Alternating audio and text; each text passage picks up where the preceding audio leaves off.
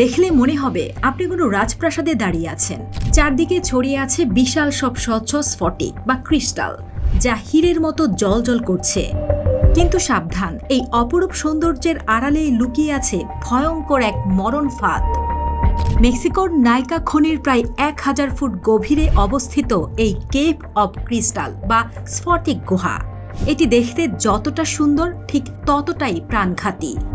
বিজ্ঞানীদের সুরক্ষা ব্যবস্থা ছাড়া এই গুহায় প্রবেশ করলে মৃত্যু নিশ্চিত। তবে মৃত্যুর এই ভয়াল পরিবেশের মাঝেই প্রকৃতি সাজিয়ে রেখেছে তার জাদুকরী ভাণ্ডার।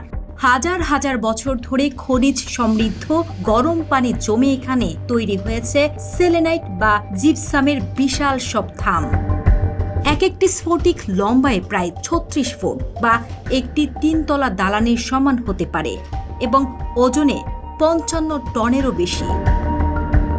প্রাকৃতিকভাবে তৈরি হওয়া এত বিশাল এবং স্বচ্ছ স্ফটিক পৃথিবীর আর কোথাও দেখা যায় না।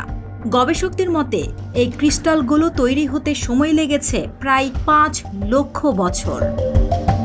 এই গুহার ভেতরে হীরের মতো চকচক করলেও পরিবেশ এতটাই ভয়াবহ ও কষ্টের যে এটাকে পৃথিবীর নরক বলা যায়। এখানকার তাপমাত্রা প্রায় 58 ডিগ্রি সেলসিয়াস পর্যন্ত পৌঁছে যায়, যা ফুটন্ত গরমের চেয়েও ভয়াবহ।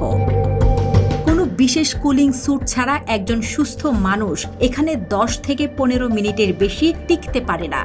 এরপরে হিটস্ট্রোক এবং ফুসফুসে তরল জমে করুণ মৃত্যু ঘটতে পারে। 2000 সালে খনি শ্রমিকরা দুর্ঘটনাবশত এই গুহাটি আবিষ্কার করেন, কিন্তু এর প্রাণঘাতী পরিবেশের কারণে খুব কম গবেষকই এখানে প্রবেশের সাহস করতে পেরেছেন। বর্তমানে এই অমূল্য প্রাকৃতিক সম্পদ রক্ষা করতে এবং অনাকাঙ্ক্ষিত মৃত্যু এড়াতে গুহাটি সাধারণের জন্য বন্ধ রাখা হয়েছে।